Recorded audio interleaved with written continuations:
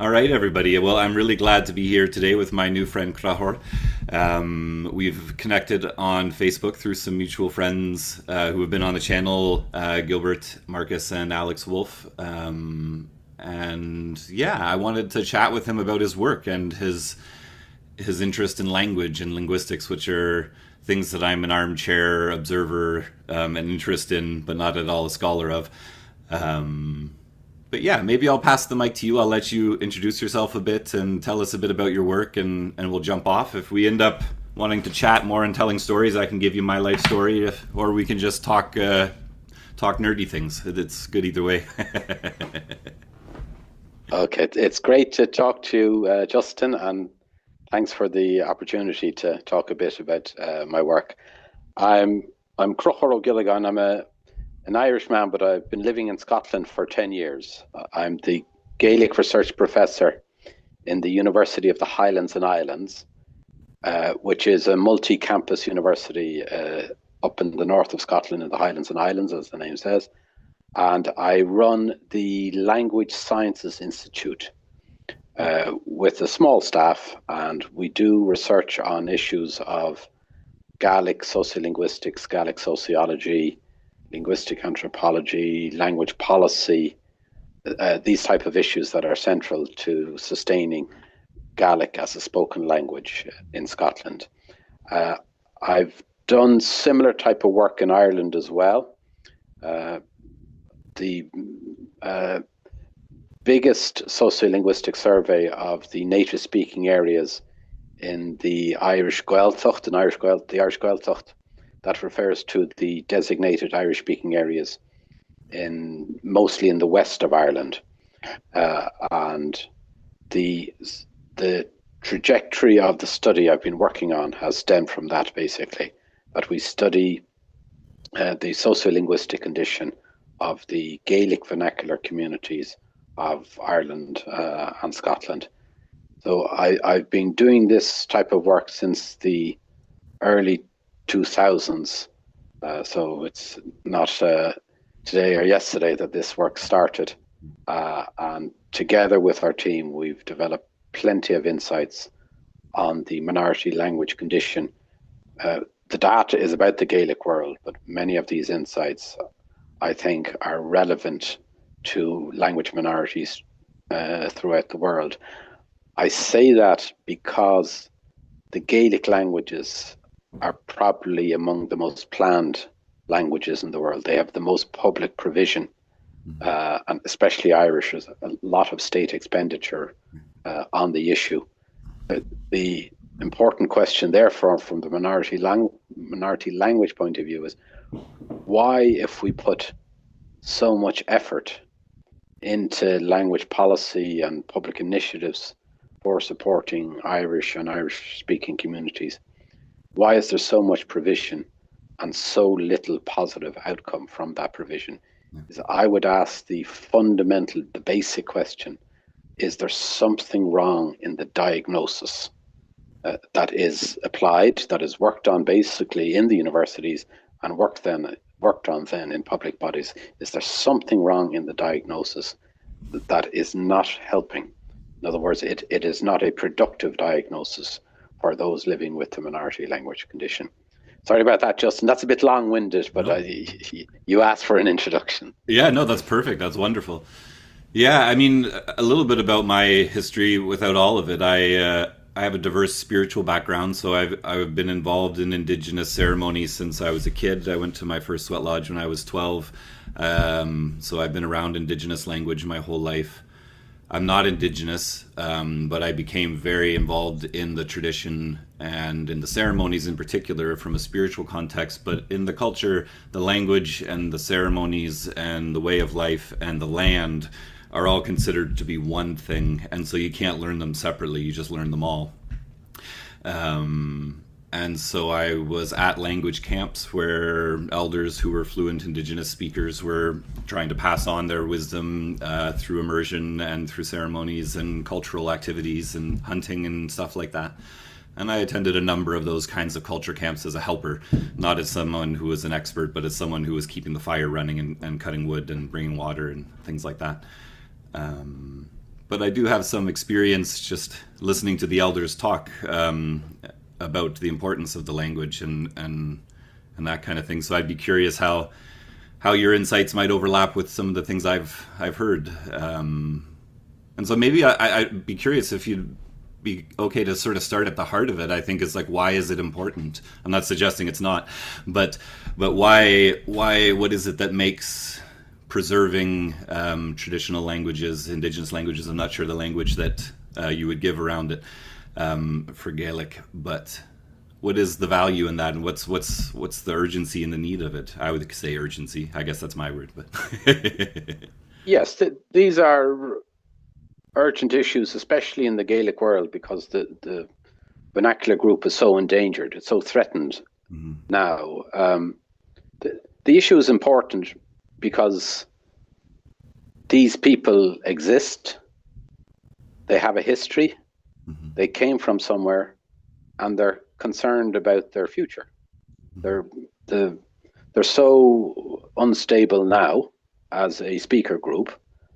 That's why we ask the question: Are the efforts we're making at the moment, are they sufficient to the challenges that these people have?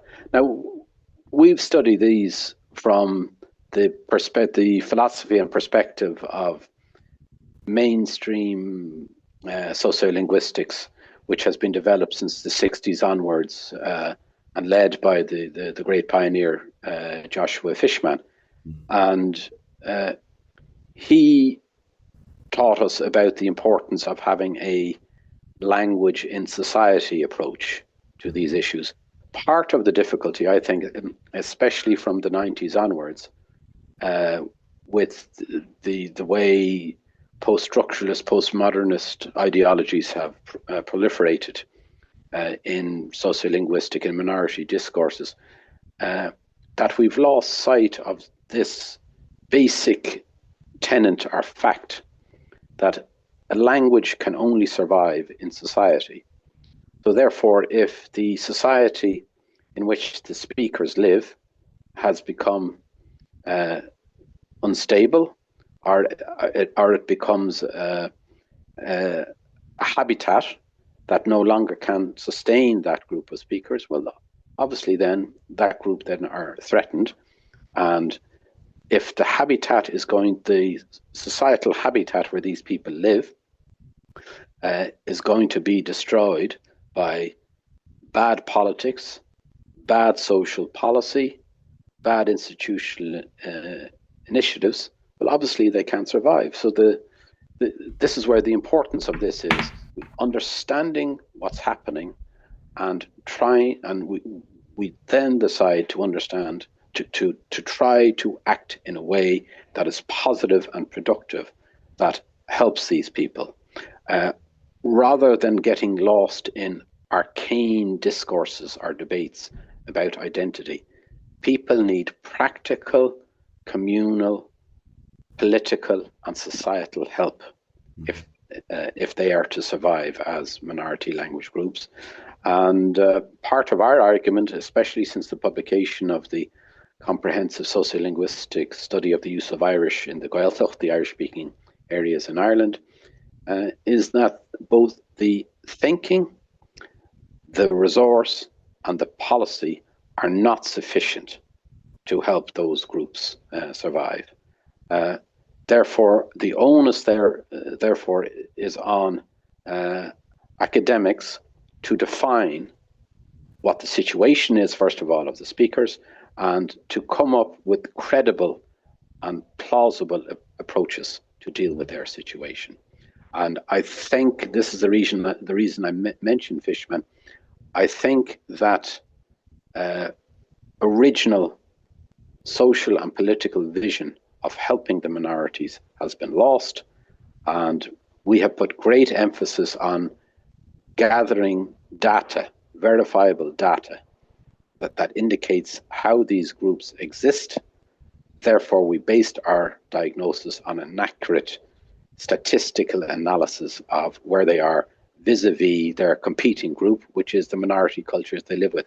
In the case of the Gaelic group in Ireland and Scotland, they are competing with majoritarian monolingual English speakers.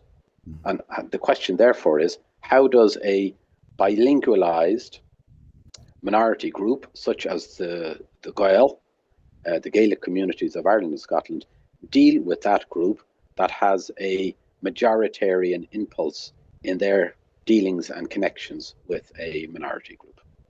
Yeah, that makes a lot of sense. And as you were talking about it, I was thinking about my own work, which is entirely online and international. And for instance, us speaking right now, which wouldn't have happened without Facebook and the internet and all of that, which is the environment, the habitat you were talking about has changed so radically and so quickly. And English being the new lingua franca of the world, especially of social media and of online and tech spaces, makes it probably much more of an uphill battle. Unfortunately, it's not a positive thing to say, but I know, like, I have a lot of Indigenous friends who are trying to learn the language. Usually, if they're my age, not very many people my age are Indigenous speakers still, like as their first language. So I have a lot of friends who are trying to get it back. But one of the things they encounter all the time, just like with kids and all of that, is just like everything is English. And you can't find Nishnabemo, and that's the language, books very easily. They're starting to be published a little bit and that kind of stuff. But then once the kids get on a phone, it doesn't matter what the books are. It doesn't matter what the street signs say. It doesn't matter what the forums are at the town office, because most of their life is actually happening in the cloud, with people in different countries and in different time zones, and using English as a common language.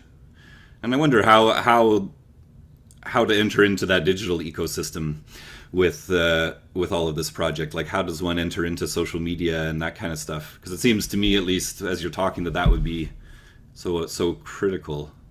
But yes, well, one of the implications of the digitized culture, so the level of technology and the rapid nature it's changing, the rapid way in which it changes all the time.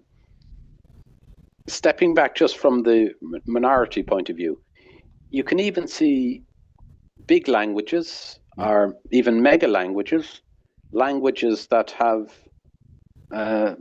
hundreds of millions of speakers. They now have become enmeshed in a minority language dynamic with English, which is you mentioned the word there, Justin, lingua franca. So English now is the lingua franca of technological and digitized innovation. So a language as strong as Portuguese, which is both a national, an international, and a global language. Portuguese now is in a minority relationship with English, because if the young speakers, especially, that's where the innovation, technological innovation comes into a society, if the young speakers of Portuguese are going to get involved or learn the skills of all these digital possibilities now, generally that is mediatized through English initially. So if they want to get full advantage from all this technological innovation, the native Portuguese speakers in a community of millions of speakers are now in a minority relationship with the lingua franca language, English, of digital innovation. So that's why it's important that we study the sociology of minorities, because the whole world now has become minoritized, not just because of the political and cultural power of English. It's the lingua franca power of English in technological innovation also. That's basically an economy. That's a globalized economy. That dynamic is minoritizing every other culture other than English in the world. If it is difficult for the very strong, we used the term earlier there, Justin, the mega languages, for these languages that have hundreds of millions of speakers, if it is difficult for them to negotiate the rapid changes that are going to come about now because of digitization and technological innovation, you can understand how much more difficult it is for the minority languages that really haven't negotiated the problems of modernity and post-modernity. That's basically the last over 70 years since the ending of the Second World War, where modernization, modernity, post-modernity became a global phenomenon. In other words, Yeah.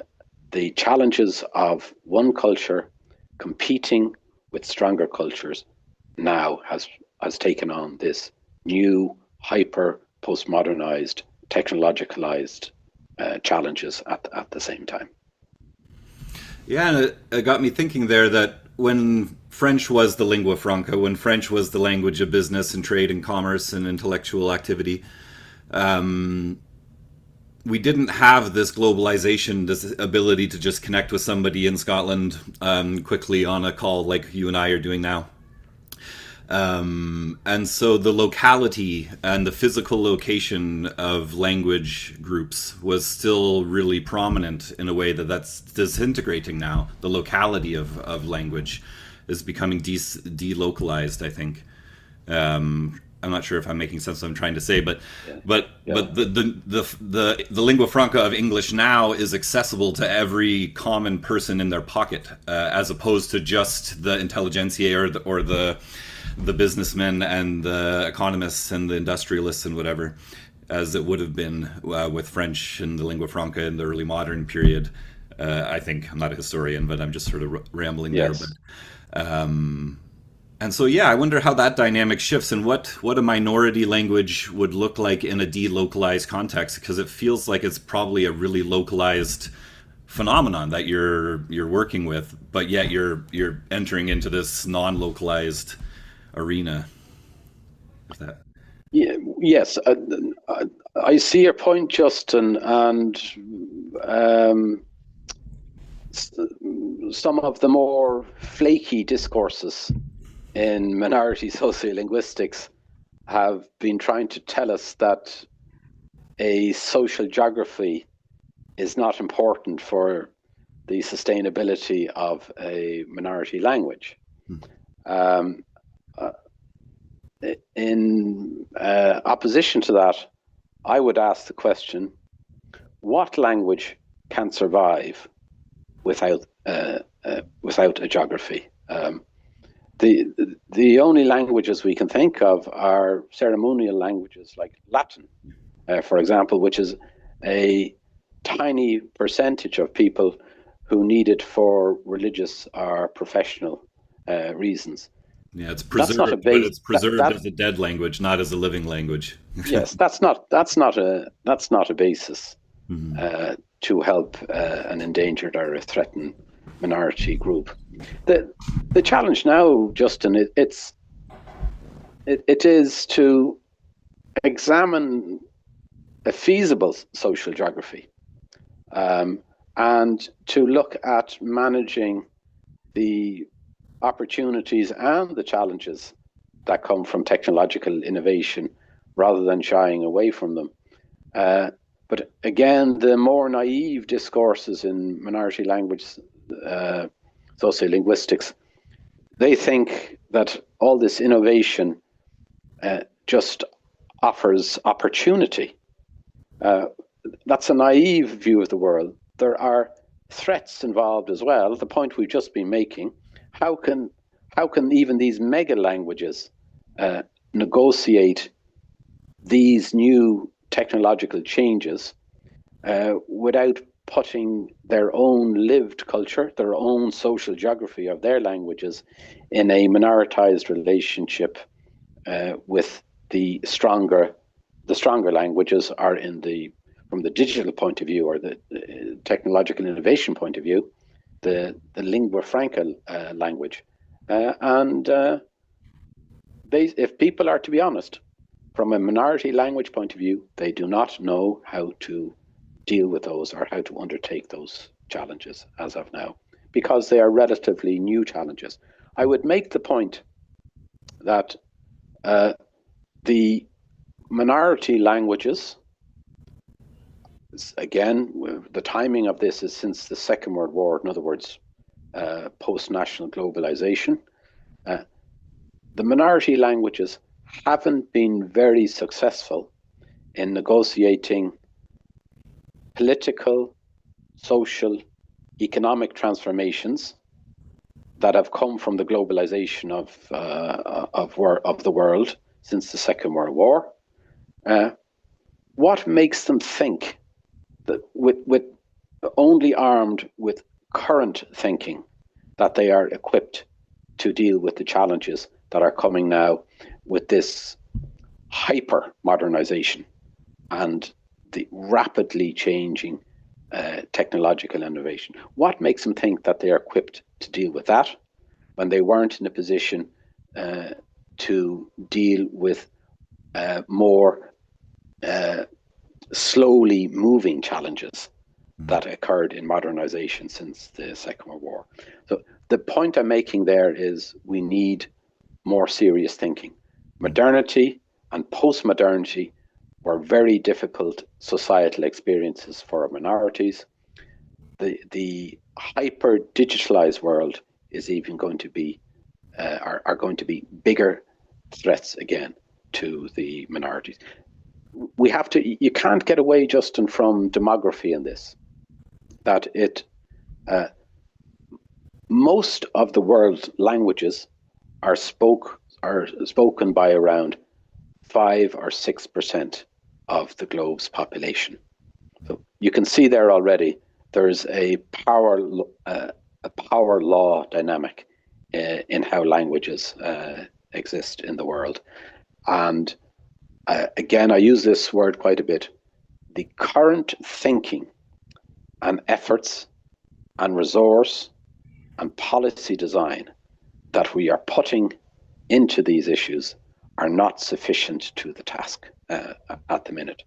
We need basically to reset the sociology and the social politics of the minority condition in what is coming now down the road.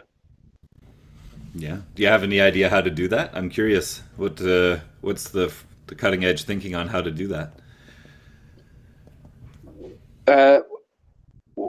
Well, we have set out ways of thinking in our studies, the comprehensive linguistic study of the use of Irish in the Gaeltacht and the publication on Scottish Gaelic.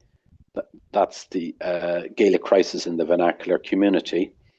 And in brief, the argument we're making there is that the speakers in the vernacular community need mechanisms of local agency, that we put emphasis on community development, socioeconomic initiatives, cooperative movements, whereby the minority speakers learn about both the politics of these issues, dealing with the challenges from being in a competitive dynamic with a stronger group, the English medium majoritarianism that I've been talking about, while also learning from cooperating in initiatives to develop socioeconomic advantages for the members of this cooperative approach.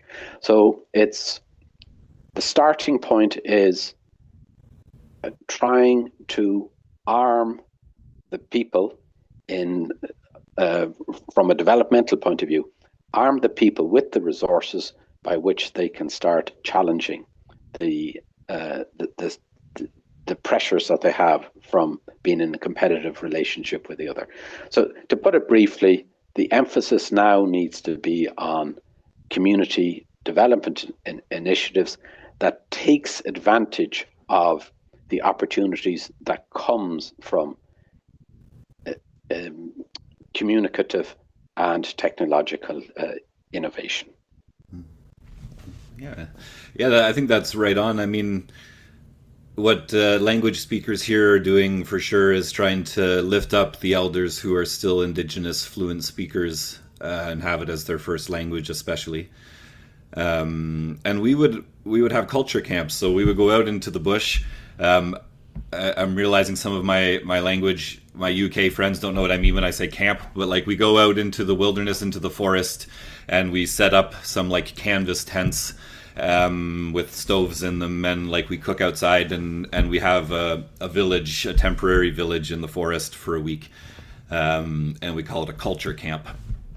And essentially, what we would do is we would get together as many language speakers as we could and have them talk, and have people listen and do immersion and that kind of stuff. But one of the key things that the elders would always talk about that I mentioned before is the interconnectedness of the language with everything else. And so one of the key things is that they wouldn't just teach the language, they would teach you how to hunt and how to process the animal that you've hunted and how to do the prayers for it, all in the language. So that at the end there's more than just the language communicated, but also the culture that goes with it, and the tradition that goes along with it. And I'm curious if you've studied that kind of aspect at all, like the sort of immersive, and the other piece that they would say, which, we touched on, is the locality. They would say the language comes from the land, is what the elders say. The language is the land, they'll say, because they're very sort of spiritual in the way they understand things. But the language is the land, is the tradition, is the ceremonies. And so, I don't know what that would translate into in a Gaelic context, but it might probably be hard to get people to go to a church service. But I don't know, I don't know, do you guys have like events like that, or like longer immersive kind of things like that, or is it more sort of like classes at school and that kind of thing? Or yes, if we could just take a step back there, Justin, they're talking about the integration of language, culture, a sense of place, their connectedness to the land and soil. That's another way of talking about this issue of having a homeland, mm-hmm. or a social geography. That's how the sociologists or the sociolinguists would approach this issue.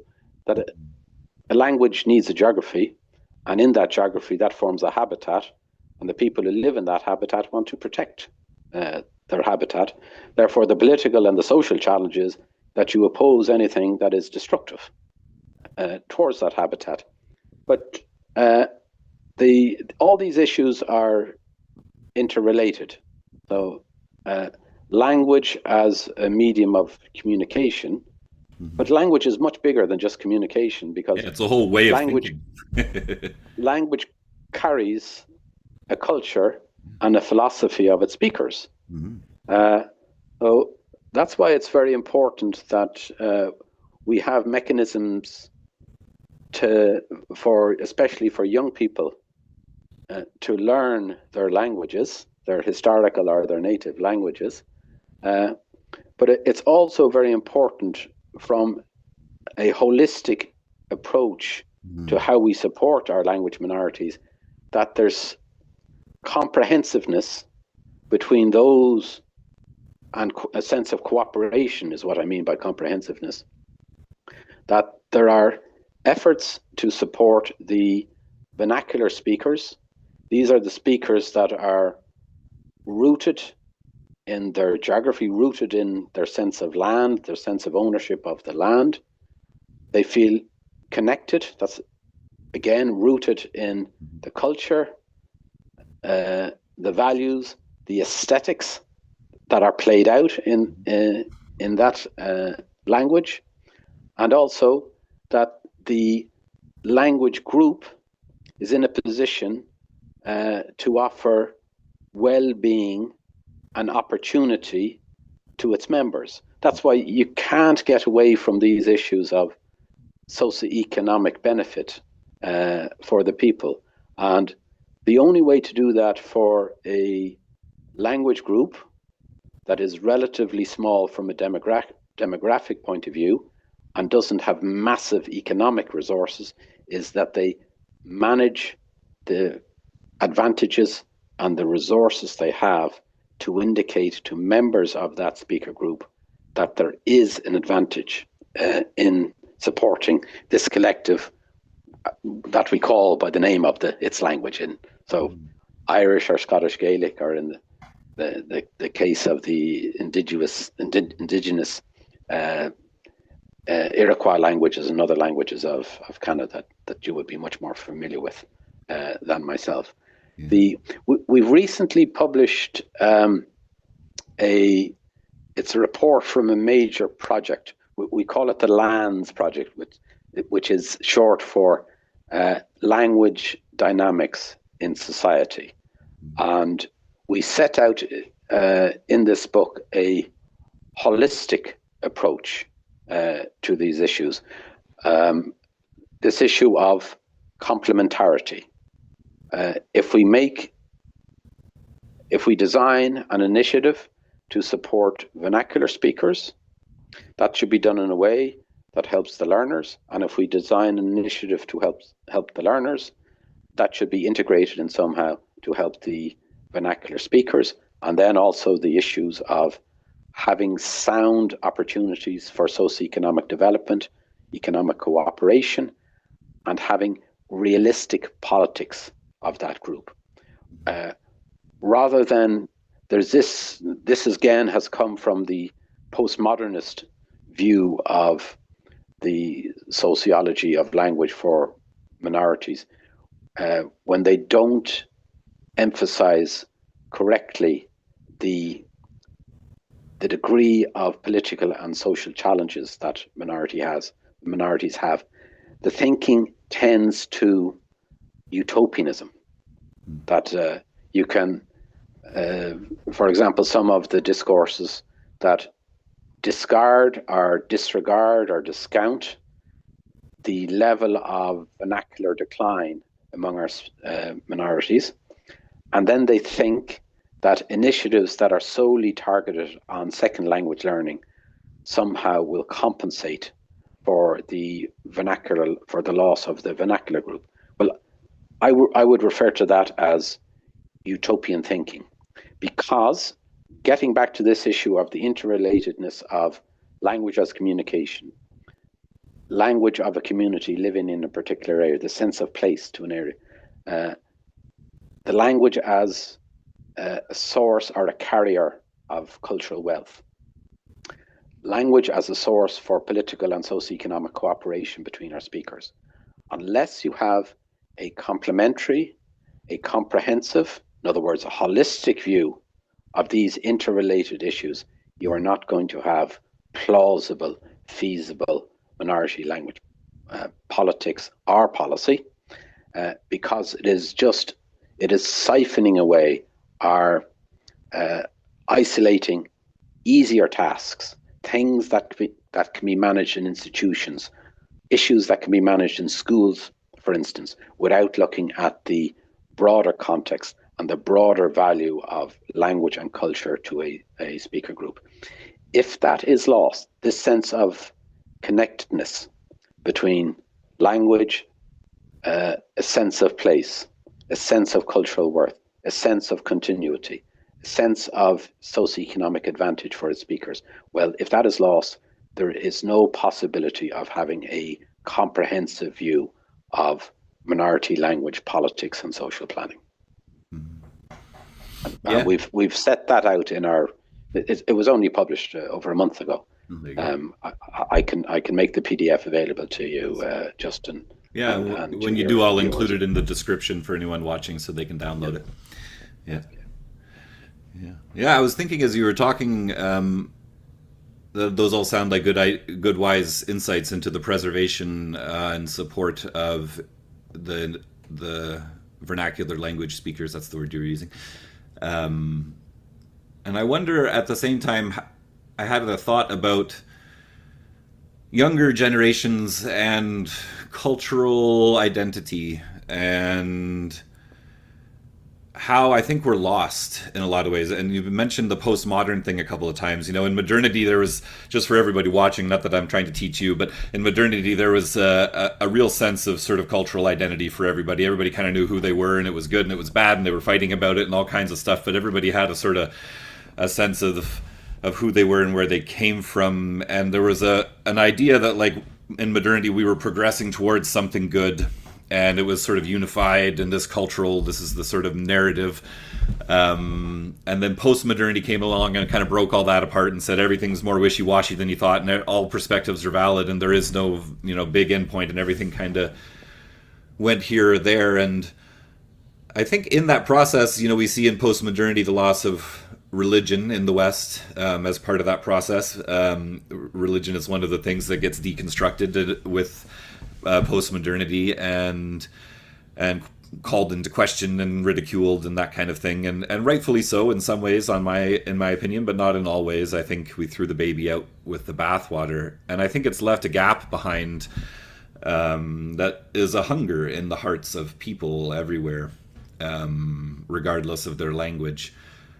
And I think people are so against religion now and that's what's always filled that place in society in every culture, religion, spirituality, whatever, ceremony, whatever it is. And we're kind of spiritually homeless at the moment. And I see so many people, my friends in real life and the people I work with online, sort of reaching and grasping for anything that can give them a sense of that rootedness and that connectedness that you're talking about, which I think comes with culture, religion, language, all those kinds of inherited traditional things that we've lost in our digital postmodern world. And I wonder if there's an element of showing people how the language can fill that gap. They might not need to know all of those details directly, but like finding out what that gap is, what that hunger is. I see so many people doing cosplay. I don't know if you know what that is, but it's costume play, but it's like people get pretty serious about it, and they'll dress up like superhero characters, and they'll make sure that like all the details are the same, and they make all of these elaborate things, and they meet up together for gatherings, and they all do this stuff together, and it's harmless, but it's also kind of fruitless at the same time. In my mind, it's sort of just like an in-between thing, nothing wrong with it. But I see those activities in my mind as an expression of that hunger. People are looking for that sense of ritualized community activity, of connectedness to one another, of connectedness to a narrative, even if it's the narrative of Iron Man instead of Jesus now, whatever the case may be. But there's a human need that isn't being met, and that I guess what I'm realizing now as I'm saying this out loud, which is a kind of a fun process, that I think that's what the elders in our Anishinaabe language, like culture camps, would be doing, really, is providing that whole framework. And I saw so many young people find a sense of themselves and find a sense of identity and be proud that they caught their first moose, or that they gutted their first fish, or that they made a birch bark basket or something like that. And that really, really added to their learning of the language and their desire to learn the language. Because I think such a huge, at least with Anishinaabe in here, such a huge uphill battle is convincing people to care, because it's hard to learn a new language, even if it's your own language. If you don't know it, it's just learning a language. I actually tried to learn Gaelic on CDs like 10 years ago with a book, and I learned how to count to 10 and say, hello, my name is Justin, and I couldn't do it anymore even. And so I think there needs to be that kind of motivation in order for such a huge undertaking to be desired by anyone, valuable as it is, and that hunger may be the motivation. But I'm rambling now. Yes. I don't know if any of that's useful in our conversation. Yes, well, for any personal or collective initiative, we need a rationale. Why are we doing it? Mm-hmm. What does it feed into? How does it complement a sense of individual and collective integrity, I suppose, is what you're saying there. Mm-hmm. And this is part of the difficulty in the post-modernization of, especially in globalized culture now. It emphasizes the individualized experience. And to, to some degree, you can see the benefit of that, that it offers choice, uh, and it stops people from being judgmental about individual decisions that people make that they feel are right for them. However, the point of view from the point of view of sustaining an endangered or a threatened group, that a series of individualized initiatives or endeavors is never going to help that group with its struggles to sustain its continuity as a differentiated group. In other words, a living group. The Again, the cultures, they can offer what has been deconstructed. In other words, the individualized experience of the minority culture. However, it's only a collective of people that can save a language. So it's because language isn't an isolated phenomenon. You learn it from somebody else. If you don't learn it from your parents, you'd learn it from your grandparents, and if you don't have those familial opportunities, well, what's left for you is schools, our learning initiatives. And again, a debate I would like to have with the post-structuralist sociolinguists: to what extent has the emphasis on schooling, our formal instruction, to what extent has that compensated for the weaknesses or the loss or the contraction in the vernacular group? I'm willing to bet it would hasn't say done it much. hasn't. It hasn't. What it's done is this is you mentioned this idea that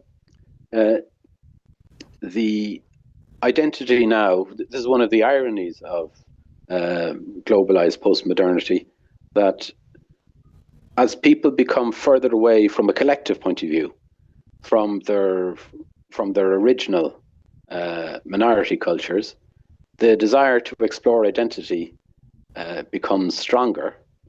But if the opportunity to learn and partake in the minority culture doesn't exist in a social setting, you see how difficult it is.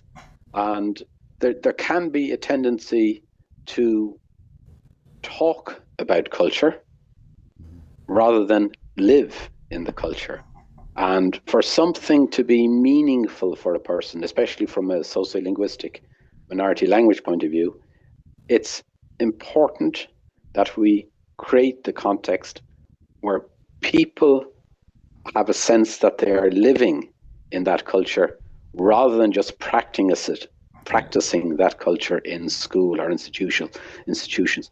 There is something unreal about that people identify.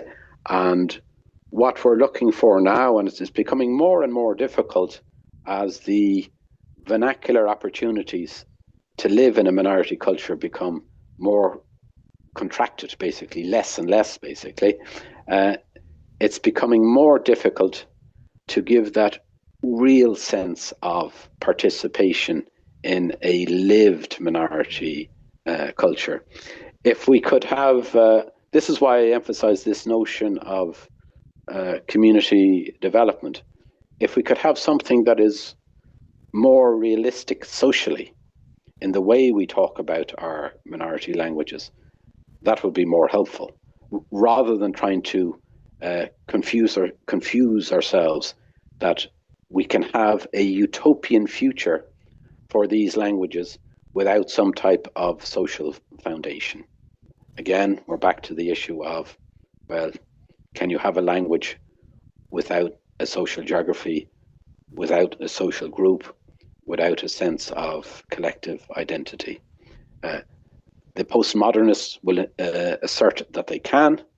I would ask, well, show me the evidence, please.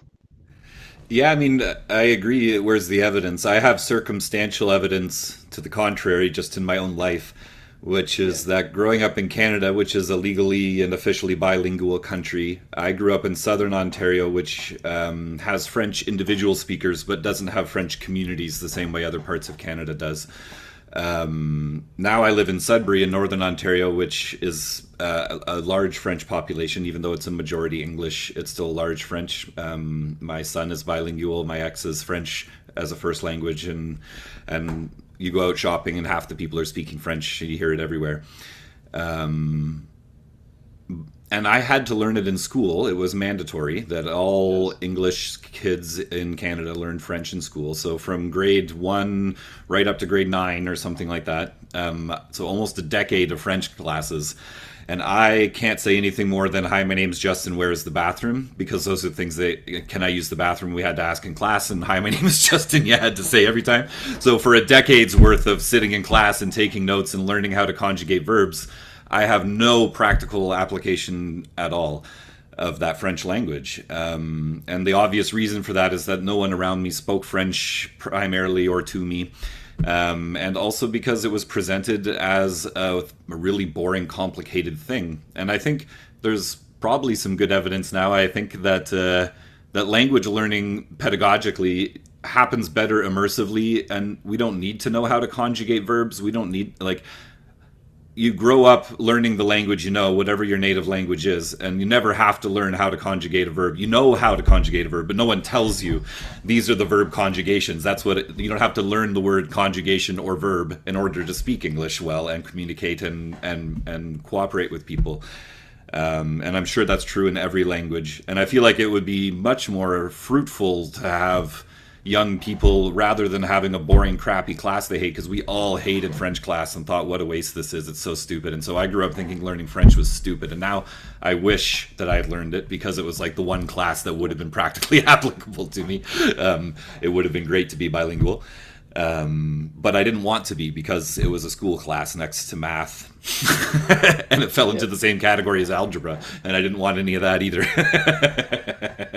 Well, Justin, it's important that we don't denigrate pedagogy in schools. I mean, the smaller languages need school as well, but I that wonder, schooling though, I needs guess, to be contextualized. yeah, just to It's clarify, I didn't mean that it shouldn't be in yeah, schools. I meant that it yeah. should I be know, I like know. in the schools, you should be teaching something else in Irish rather than teaching them how to, like an Irish class. It should just be like you talk in Irish and teach them how to plant seeds or whatever. It's Yeah. I would. I mean, it's a sociological phrase. What we do has to be contextualized. So again, we know why we're doing it, and trying to encourage people to learn Irish or other minority languages in a school system with no effort to articulate a feasible rationale how learning that language is beneficial to them personally or beneficial to a collective group. It's you're taking something out of context and expecting people then just to reassemble it individually to make some type of sense for them. That will work for a small percentage of people, as our so the people who learn Latin at school and they know, yes, I can use that for legal terminology or historical analysis of medieval texts, when a lot of scholarship was the lingua franca scholarship was Latin, or you'd need it for ceremonial religious reasons. But that's a tiny percentage, and it doesn't form the basis of a rationale to learn a skill that is to be used out in community. It's the celebrated Polish sociologist Zygmunt Bauman. He wrote a book named very simply Thinking Sociologically.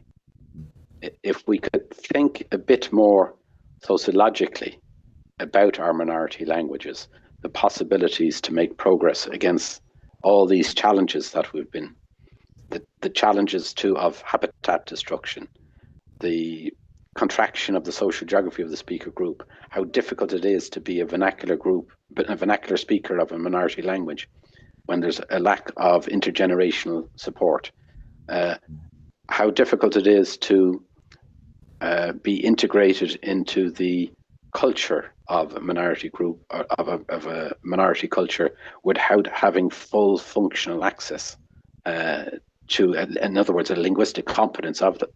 You can see how difficult these questions are, but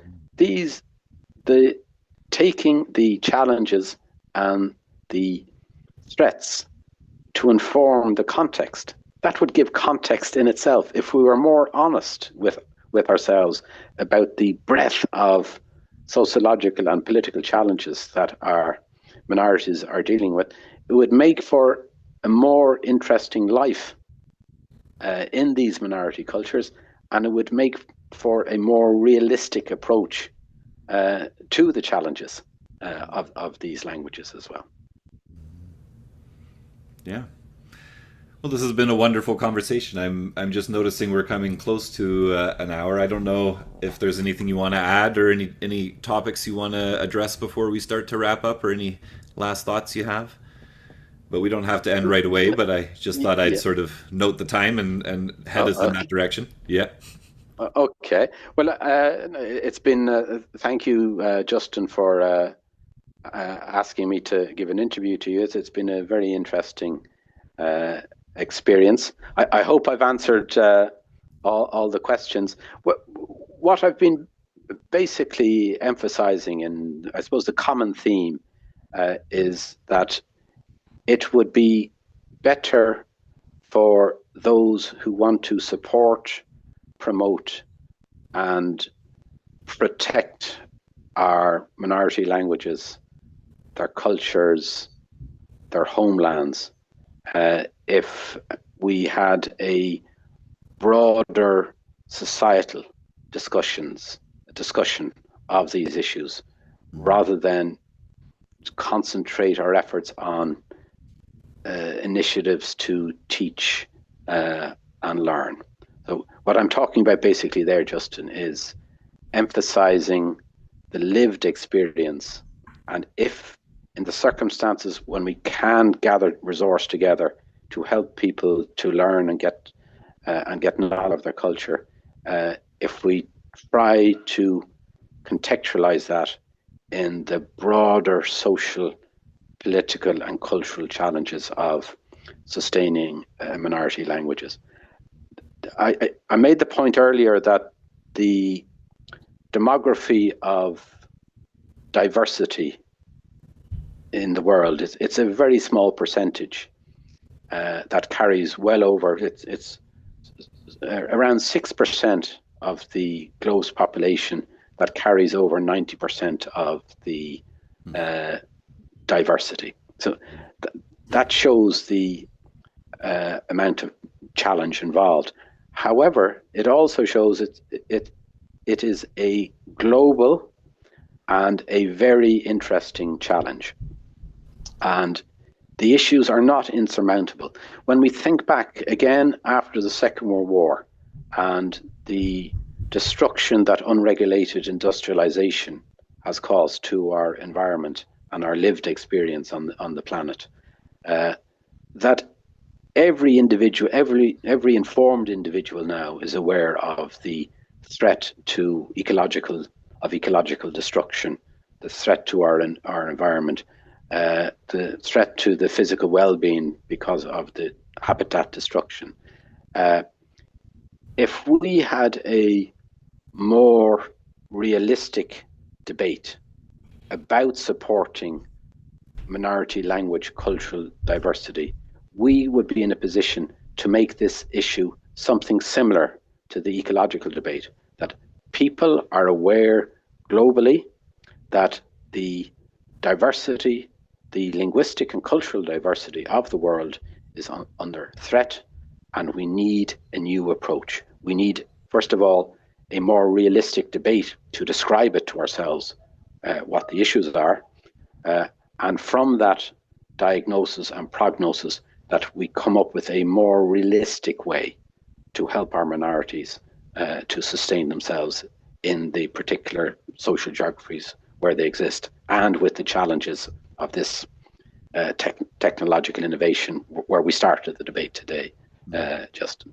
So it's local and global at the same time. If we emphasize the similarity between living with Gaelic in Ireland and Scotland and living with the reality of Iroquois in the state that you live in Canada now, you can see how these issues are interrelated.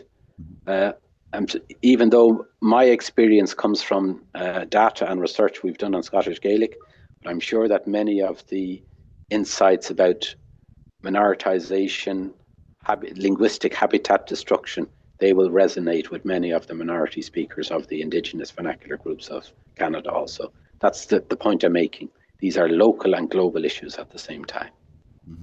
Yeah, that's interesting to connect it to biodiversity, you know, linguistic diversity, and the destruction of diversity in our world in general.